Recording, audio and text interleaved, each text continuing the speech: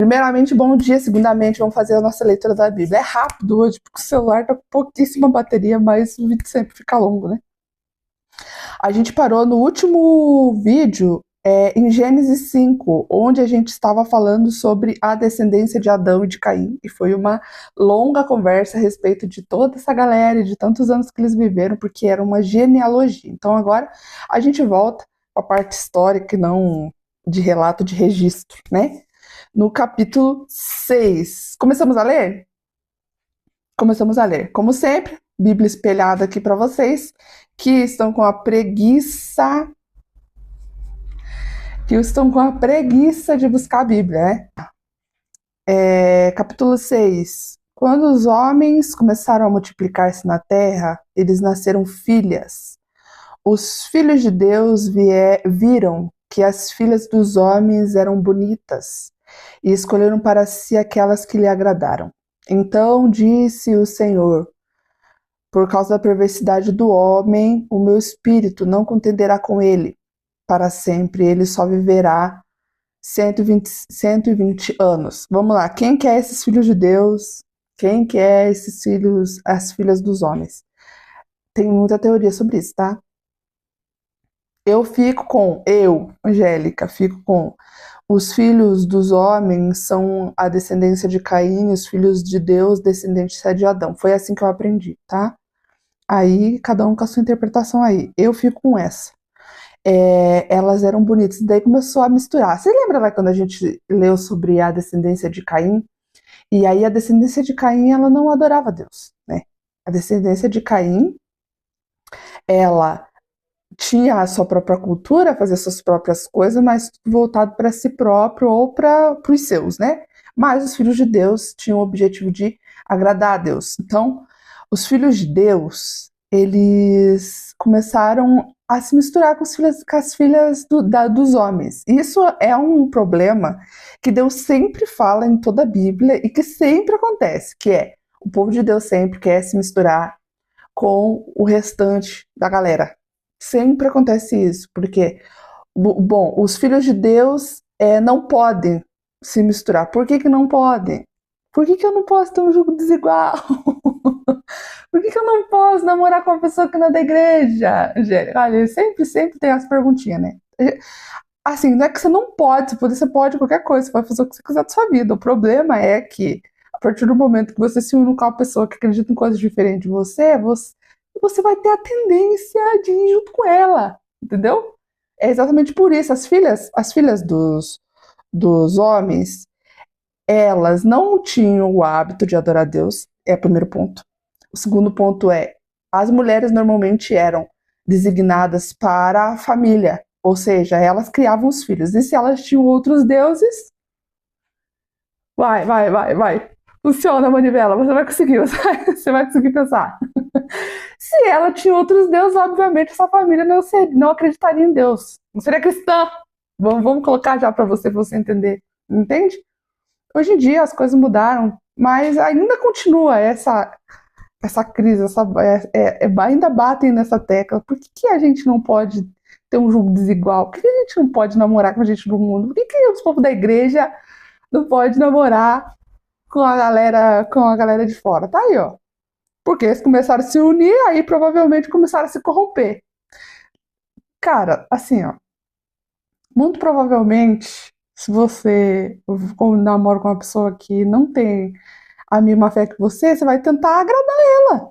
Você vai indo, assim, não vem com esse papo, gente. Ai, a gente vai evangelizar. O evangelismo, que ele diz, o... Não é o namoro gospel. Não vai acontecer, tá, querido? Você não vai conseguir trazer a pessoa, cada um com a sua fé, entendeu? Namora com os povos que acreditam na mesma coisa que você, que o negócio vai ser mais rápido, não vai precisar se ter intriga. Ai, onde que nós vamos hoje para passear? Você tem que ir na igreja domingo à tarde, você vai querer namorar.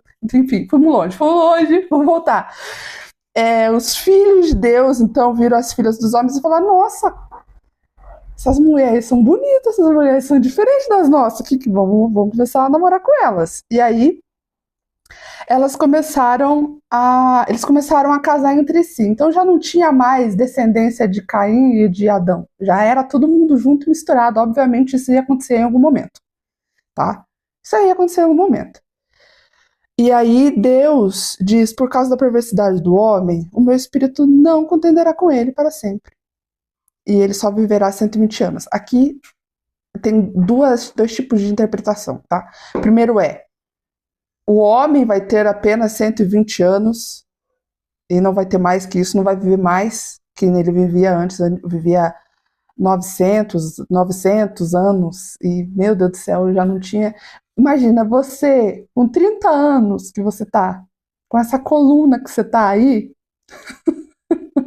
imagina um homem com 900 anos, gente, coitado, gente que não devia estar já capengo, coitado. Então, daí, mas enfim, a primeira interpretação é essa, 120 anos, e a segunda interpretação é que durante 120 anos vocês terão um tempo para vocês se voltarem para Deus. Essa é a segunda interpretação. Essa também é muito boa.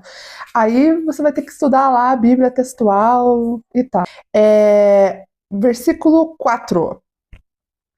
Naquele dia. Ah, não, aqui, ó. O meu espírito. É muito importante essa parte aqui, por causa da perversidade do homem. O meu espírito. O espírito aqui tinha aparecido onde? Vocês lembram na nossa leitura? Vocês lembram da nossa leitura onde o espírito aparecia? Lá nas águas, lá. Lembra no começo? O Espírito de Deus pairava sobre as águas. A gente leu isso na primeira leitura, no primeiro capítulo a gente viu a palavra Espírito de Deus. Então aqui ele aparece novamente. Interessante, né? Primeiro ele aparece lá, pairando sobre as águas, e agora ele aparece aqui porque a perversidade do homem está demais e ele não vai mais contender com ele. Então Deus toma essa decisão. Aí aqui tem outra situação. O verso 4 tem mais uma situação, que é o quê? É a parte do nefilins, que também pode ser traduzido como gigantes. Ó, vamos lá. Naqueles dias havia nefilins na terra e também posteriormente quando os filhos de Deus possuíram as filhas dos homens e elas lhes deram filhos. Eles foram como heróis do passado e homens famosos. Pergunta. Os interessados aí. Os nefilins nasceram por causa dos filhos de Deus e os filhos dos homens?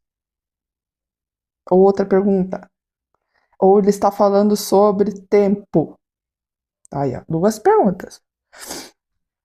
Havia nefilins na terra. Então, a interpretação aqui diria que havia gigantes na época que aconteceu isso, que aconteceu o casamento, a união das duas descendências, já havia gigantes nessa época. Eu fico com essa. Aí você fica com qual que você quiser, tá? Mas já havia gigantes nessas épocas, nas épocas em que os filhos dos homens e os filhos de Deus e as filhas dos homens se uniram em casamento. E aí ele fala que esses nefilins eram gigantes e que eles eram heróis do passado e que eles eram homens famosos. Vamos lá, versículo 5. O Senhor viu que a perversidade do homem tinha aumentado na terra e que toda a inclinação dos pensamentos do seu coração era sempre e somente para o mal. Cara, esse versículo é muito pesado para mim. Porque o Senhor viu. Ele viu que tinha aumentado demais a perversidade do homem. Ele tinha aumentado na terra. Ou seja, já não era só um homicida. Já não era só um pecado, não era só Caim. Tinha muito. A perversidade aumentou demais. E o pior aqui é que toda inclinação dos pensamentos do seu coração era sempre e somente para o mal. Então você que tá achando aí que você é bom, tá? Aí a palavra colocando na tua cabeça, colocando na tua cara que não.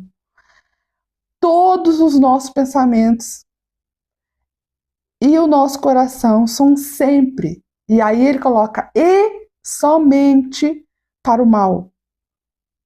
Cara, todos nós somos assim, tá? Não existe gente perfeita, os perfeitos estão tudo com Jesus.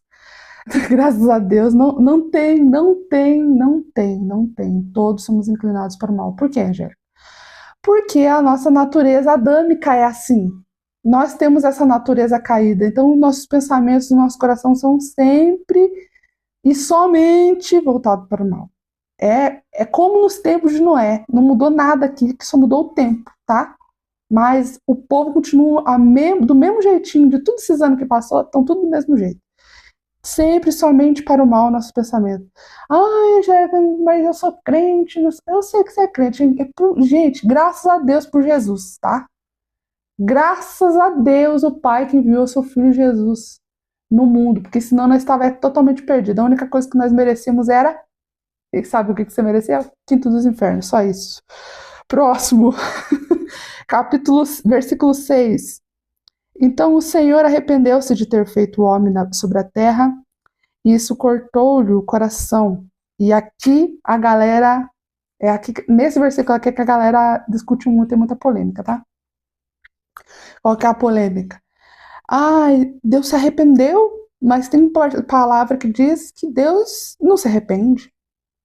Mas aí eu vou ficar com a interpretação de que a palavra empregada aqui foi para dizer que o sentimento do Senhor, sobre o sentimento de Deus. Poxa vida, olha só, fiz esses humanos e olha o que aconteceu, gente. Olha a situação que tá virando isso aqui, tá perdendo o controle. Não o controle de Deus, né? Mas o que eu tô querendo dizer é a força de expressão. Meu Deus do céu. Olha, meu Deus, meu eu, Deus falando. Meu eu, olha aí o que tá acontecendo com esse mundo. Eu fico pensando, Pai, Filho e Espírito Santo, assim, gente, eu não sabia que essa situação ia sair tanto desse controle. Ele sabia, óbvio, mas é uma força de expressão. E, tipo, olha a situação que isso aqui tá chegando.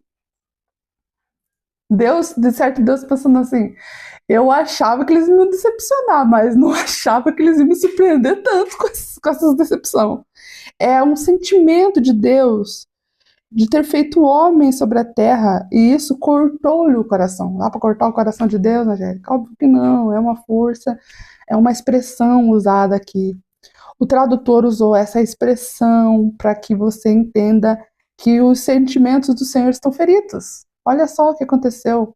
Deus fez o homem sobre a terra e eles têm uma inclinação para o mal e somente para o mal. 7. Disse o Senhor: farei desaparecer da face da terra o homem que criei, os homens e também os animais grandes e pequenos e as aves do céu. E arrependo-me de havê-los feito. Às vezes a gente olha para tanta coisa que está acontecendo e fala assim, às vezes eu defendo Deus, hein, porque não é fácil lidar com o ser humano. Não é fácil lidar com o ser humano. O ser humano é terrível. Às vezes você olha e fala assim, Deus, talvez assim, Deus não tenha perdido tanta razão, não, porque olha, tá difícil conviver com os seres humanos. Versículo 8.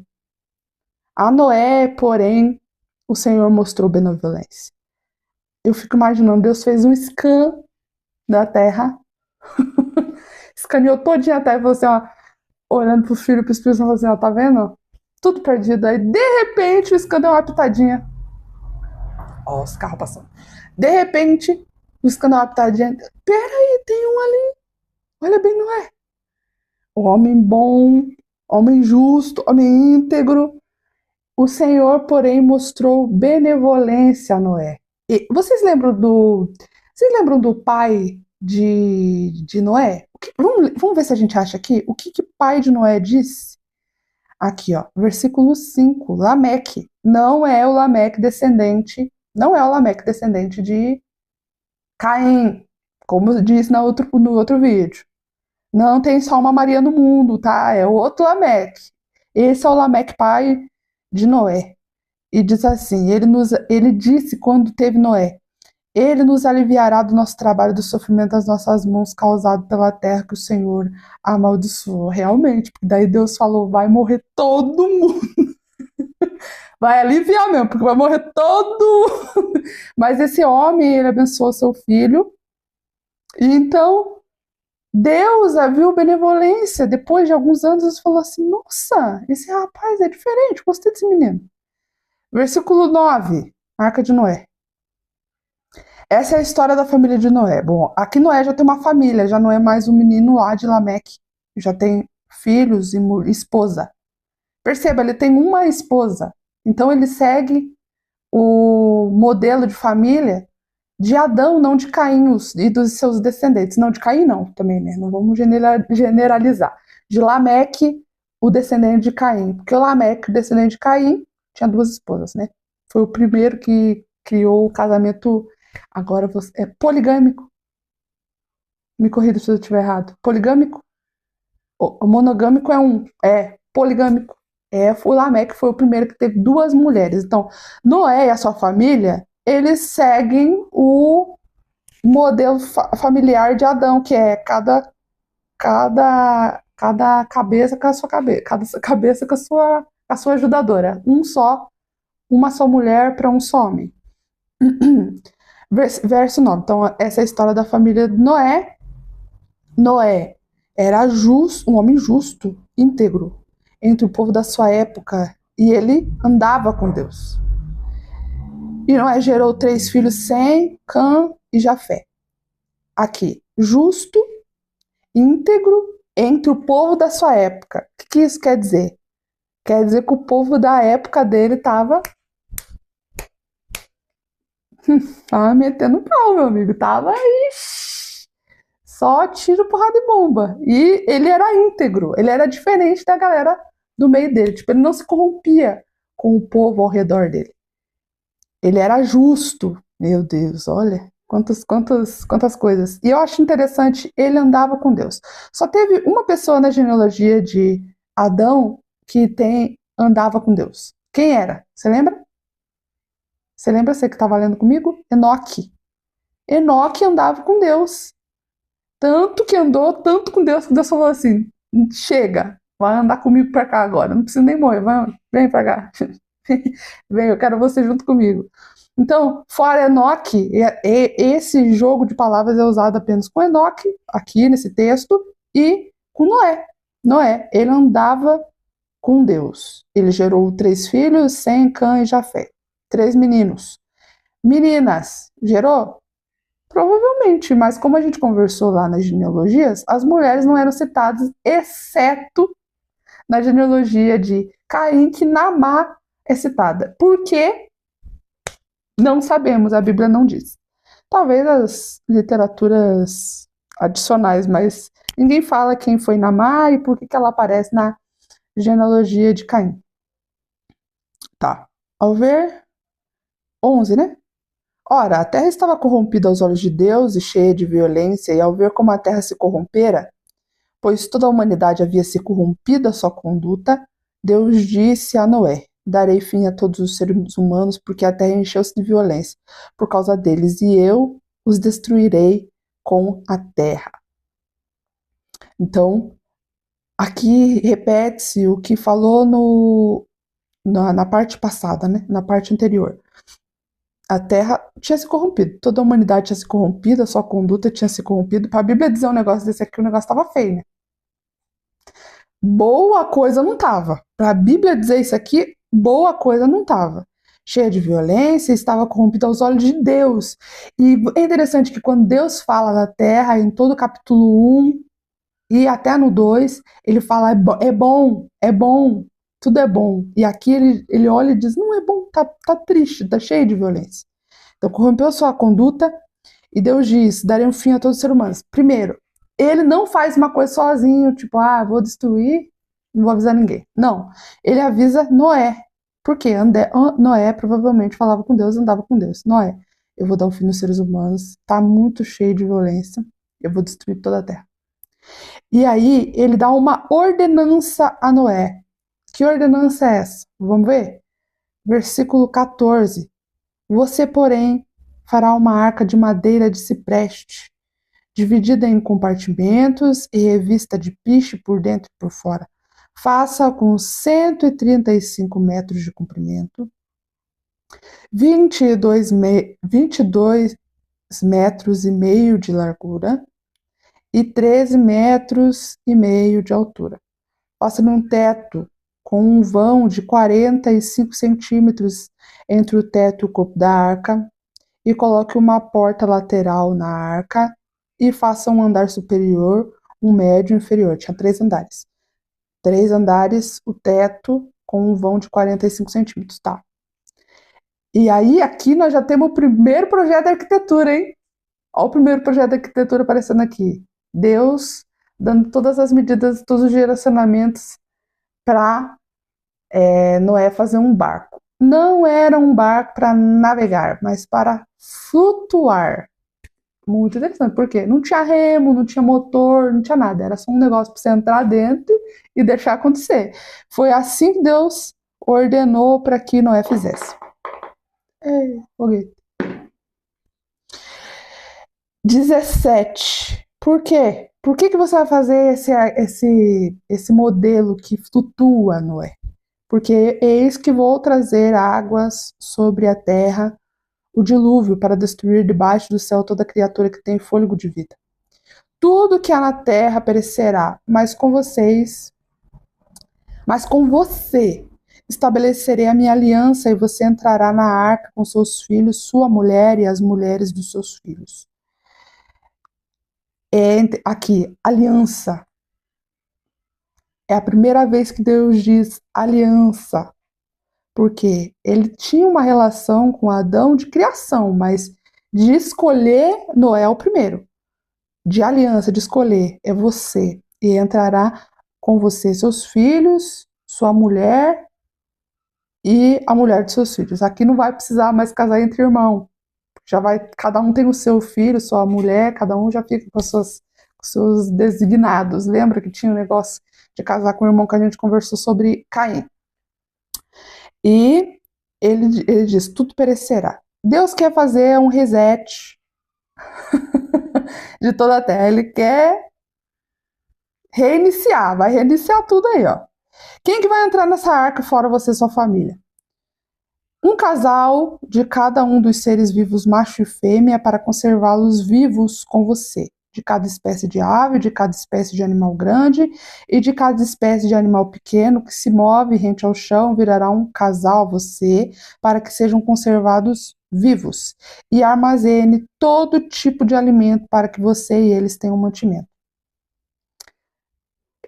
Perceba que Deus vai manter o mesmo sistema de reprodução antecedora da sua criação. Lembra? Lá na criação ele tinha feito um casal de cada para que eles se mantessem. A sua criação ela é mantida pela reprodução. Eles são capazes de se manterem vivos sobre a terra. Então, você só vai ter que pegar um de cada espécie, um macho, uma fêmea, e eles depois vão povoar o resto. Depois vou multiplicar esse fecundo que a gente vai ler mais para frente. E muito importante armazenar todo tipo de alimento para que você e eles tenham mantimento. Não falou tempo. Você percebeu? Percebeu aqui que Deus não falou quanto tempo ia demorar isso? Quanto tempo vai demorar isso? Não sabia, mas tinha que armazenar todo tipo de alimento. Todo tipo de alimento por quê? Porque os animais comem coisas diferentes. Cada animal come o seu próprio alimento. Os humanos não comem a mesma coisa que um leão, que não comem a mesma coisa de uma tartaruga, sei lá. Que cada um tinha um alimento específico e a ordem é que Noé conservasse eles vivos, quer dizer, bem alimentados dentro da arca. E no 22 diz: e Noé fez tudo exatamente como Deus tinha ordenado. Vamos ler o primeiro pedacinho do versículo 7, que daí a gente, no próximo bloco, na próxima leitura, a gente começa com o dilúvio já. Então vamos ler os 5 primeiros versículos do capítulo 7. Então o Senhor disse a Noé: entre na arca, você e toda a sua família, porque você é o único justo que encontrei nessa geração. Leve com você 7 casais de cada espécie de animal puro, macho e fêmea, um casal de cada espécie de animal impuro, macho e fêmea. E leve também 7 casais de aves de cada espécie, macho e fêmea, a fim de preservá-los em toda a terra. Daqui a 7 dias farei chover sobre a terra 40 dias e 40 noites, e farei desaparecer da face da terra todos os seres vivos que fiz. O que quer dizer esses 7 casais, se anteriormente ele tinha dito um casal de cada? Eu não sei, você sabe? Eu não sei. Essa interpretação que eu vou deixar em aberto para vocês aí. O que quer dizer 7 de cada? 7 casais de cada espécie de animal puro, macho e fêmea. Esses daqui são fora a parte daqueles que ele já tinha designado para que Noé, Noé guardasse na arca.